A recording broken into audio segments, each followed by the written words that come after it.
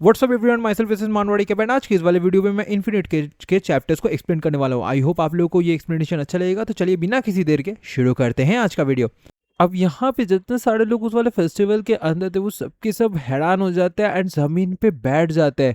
वो यहाँ पे कहते हैं कि वो तो खुद के नीज को मूव भी नहीं कर पा रहे हैं। वो सब फॉरगिवनेस मांगने लगते हैं। वो लेडी इग्रीन को कहते हैं उनको छोड़ देने के लिए। अहमी तब यहाँ पे कहती है कि ये किस टाइप का प्रिंसिपल है जो इस पावर को इतना ज्यादा पावरफुल कर रहा है। क्या सच में एक मैजिक ही है?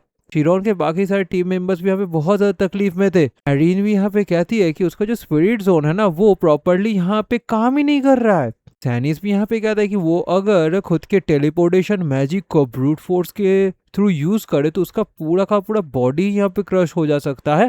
शिरोन भी सोचता है ये तो एक ओवरवेलमिंग पावर है। सच में क्या ये ऑथोरिटी ऑफ गॉड ही है? अब इग्रीन तो उस वाले लीवर को फिर से एक्टिवेट कर देता है। बाकी जितने सारे नॉर्मल लोग थे वो सब फॉरबिडनेस मांगने लगते हैं। एक बूढ़ा आदमी यहाँ पे कहता है कि उसे लग रहा था कि ये लोग नेफिलियम है। वो जो काइगोरियन कैप्टन था वो भी कहता है ये सब कुछ इन सारे लोगों की वजह से हुआ है। ये सारे लोगों ने खुद को इम्पर्सोनेट किया था एक नेफिलियम की तरह। इन्होंने ही उन्हें इंसिनेट किया था जिससे वो खुद के इंटरनल लाइफ का जो चांस है वो उनसे छीन पाए। चिरोन एंड बाकी लोग और ज्यादा यहाँ पे दर्द में थे। वो सब समझ पाते कि वो लोग धीरे धीरे और ज्यादा हेवियर हो रहे हैं। तभी यहाँ पे हमें दिखाया जाता है कि इग्रीन के सिर के ऊपर एक 310 काउंट्स था। एस भी यहाँ पे कहते सारे लोग उनको ब्लेम कर रहे हैं। अब यहाँ पे बाकी जितने सारे लोग थे वो इन सारे कियोस में अनफोल्डिंग के थ्रू के आंखों से सब कुछ को सिर्फ देख रहे थे। बट ओजेन रायन वो सोलली खुद के ही ऊपर यहाँ पे फोकस करके था। रायन यहाँ पे सोचता है कि वो यहाँ पे हिल रहा है, उसे यहाँ पे सोचना चाहिए कि वो हिल रहा है। रायन यहाँ पे कहता है कि वो अभी क्या करेगा। अगर यहाँ पे अटैक पावर, एजिलिटी या फिर टैक्टिक्स का बात किया जाए तो उसके फ्रेंड्स के कंपैरिजन में वो कोई भी चीज में एक्सेल नहीं करता। बट यहाँ पे शिरोन ने उस टाइम पे कहा था अगर रायन यहाँ पे फॉल होता है तो उनके सारे मेंबर्स यहाँ पे डेंजर में आ सकते हैं। रायन भी कहता है सच में वो अगर यहाँ पे हार मान लेता है तो उसके पूरी टीम मेंबर्स यहाँ पे डेंजर में आ जाएगा। तो उसे अभी यहाँ पे खुद के मन को बनाना ही पड़ेगा। तभी वो खुद के शॉट को जमीन पे धंसा देता है एंड खुद के full will power and body के स्ट्रेंथ को यूज करते हुए इग्रीन का जो स्पेल था उसे रेजिस्ट करता है एंड धीरे धीरे जमीन से उठने लगता है। शिरोन भी हैरान होकर यहाँ पे रायन को देखता है। वो कहता है रायन ऐसा कह रहा है। टेस भी यहाँ पे कहती है कि सच में रायन यहाँ पे उठ खड़ा हुआ है क्या? इग्रीन भी ये चीज को देख के हैरान थी। वो यहाँ पे कहती है ऐसा कैसे हो सकता है? किसी का मसल जितना ज्यादा स्ट्रॉन्गर होगा वो उतना ही ज्यादा हेवियर यहाँ पे फील करेगा ना। लड़के का जो एग्जैक्ट स्ट्रेंथ है ये क्या उसके मसल पावर से बियॉन्ड है? ये तो इम्पॉसिबल है। ऐसा पावर तो सिर्फ और सिर्फ हाईएस्ट लेवल एबिलिटी यूजर्स जो जायंट आर्ट्स को यूज करते हैं उनके पास ही रहता है। अब रायन को यहाँ पे बहुत ज्यादा तकलीफ हो रहा था। रायन फिर भी यहाँ पे उठ खड़ा होता है।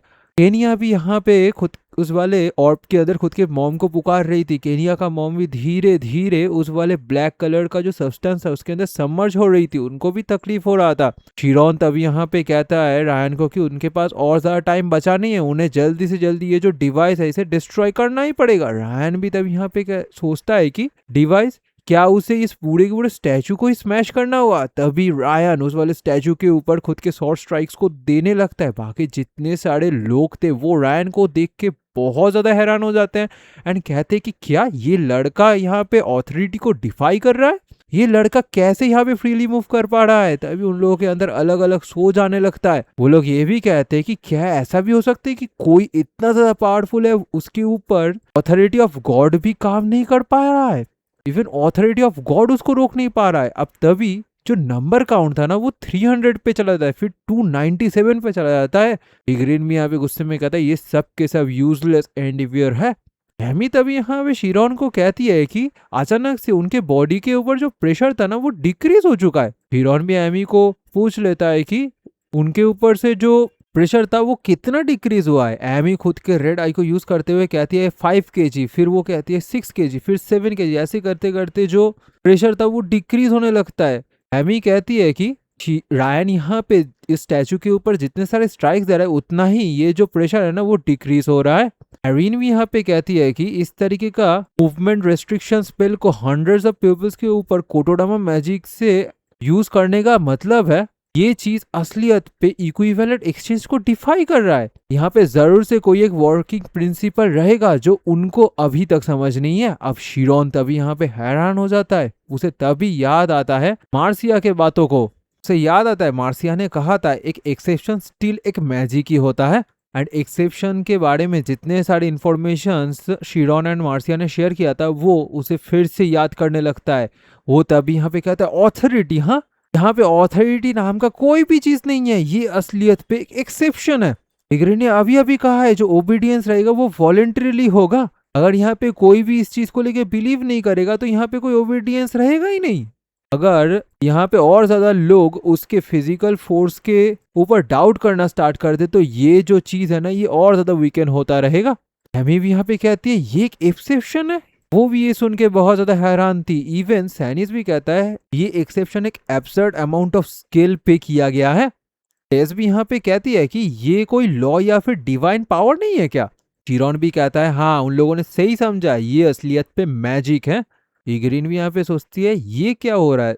तभी जो यहाँ पे उसके ऊपर बिलीव करता था उनका काउंटर्स रहता है 293 एंड उनके डाउटर्स का काउंट हो जाता है 25। इग्रीन भी सोचता है कि सच में इन लोगों ने ये चीज को नोटिस कर पाया, ये लोग स्मार्ट तो जरूर से हैं।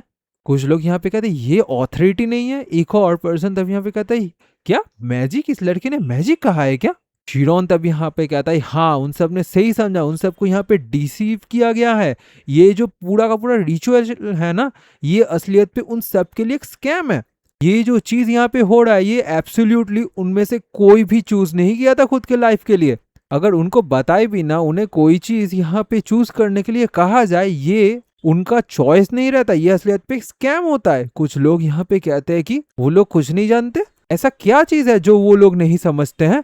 शिरोन तभी यहाँ पे कहता है कि अगर यहाँ पे सबके सब इंटरनल लाइफ को अचीव कर पाते हैं तो कैसे यहाँ पे जो पॉपुलेशन है वो स्टेडी लेवल पे रहता है, वो क्यों यहाँ पे बढ़ नहीं रहा है।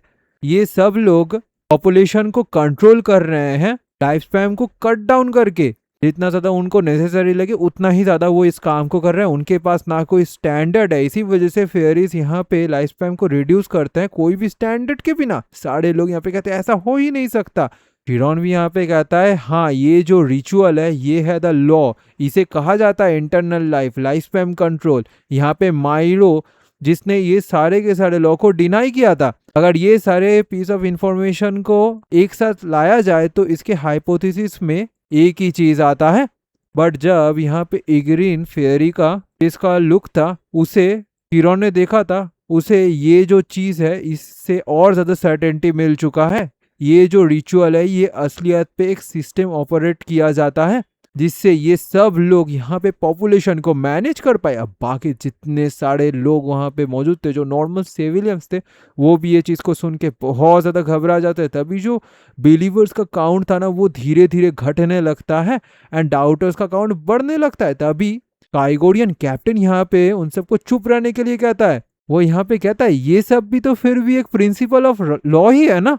यहाँ पे ये फैक्ट है कि वो लोग इंटरनल लाइफ को गेन कर रहे हैं उसके साथ साथ एक जायंट के थ्रू रिबॉर्न हो रहे हैं, तो ये रा का विल है जो वो लोग चेंज नहीं कर सकते। उन्हें उनके फेथ के ऊपर अटैक या फिर मॉक नहीं करना चाहिए। वो सबके सब एक हेरेटिकल लॉजिक को यूज कर रहे हैं। शिरोन भी तभी गुस्से में कहता है कि उसने एक जायंट को देखा था इन्फर्नो में, क्या वो लोग उन सारे जायंट्स को लिविंग बीइंग कह भी सकते हैं। उन सबके पास ना है कोई विल ना है कोई इमोशंस, उन सबको सिर्फ और सिर्फ वेपन्स की तरह यूज किया जाता है जिससे वो लोग इंट्रूडर्स को इरेज कर पाए।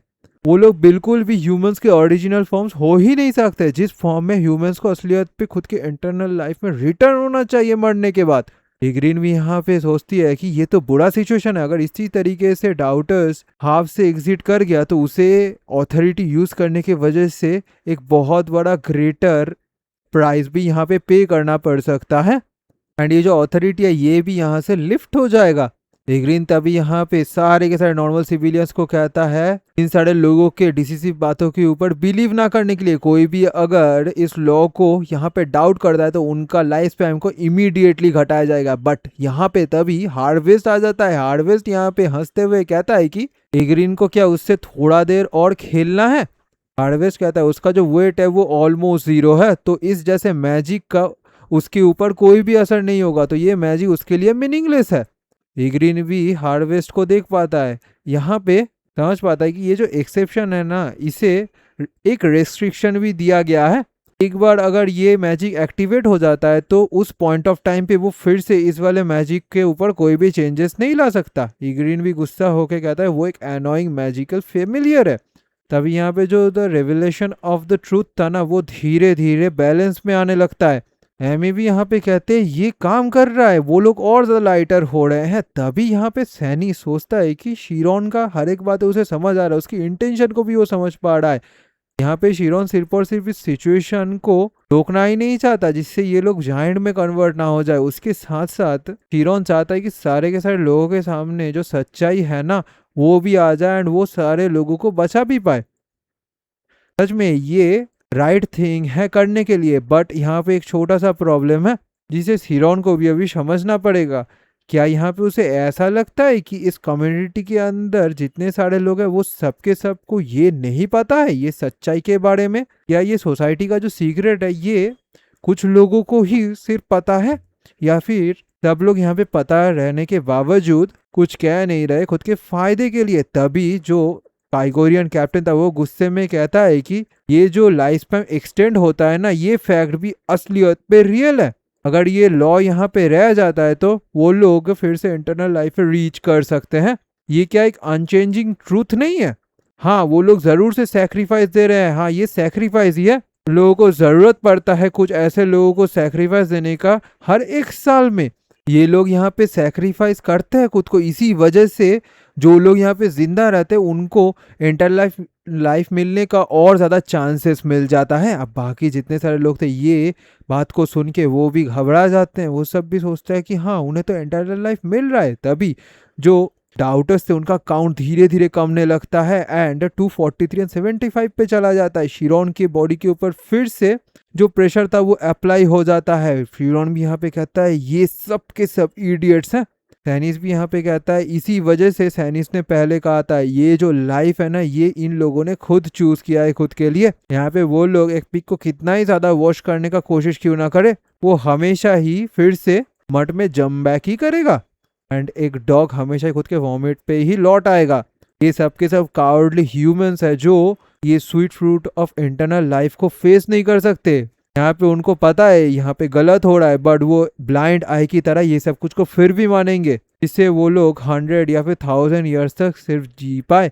एंड ऐसे ही करके ये सारे रूल्स यहाँ पे चलता रहता है। यही असलियत पे इनर्शिया है जिसे रोकना इतना ज़्यादा इजी नहीं है। बट तभी यहाँ पे शिरोन भी बहुत ज़्यादा गुस्सा हो जाता है, धीरे धीरे खड़ा होने लगता है। वो यहाँ पे कहता है कि उसका हिम्मत कैसे हुआ ये सारे चीज़ें कहने का। यहाँ पे जो पर्सन्स इस डेथ को चाहते ही नहीं है उसे वो लोग कैसे सैक्रिफाइस कह सकते हैं?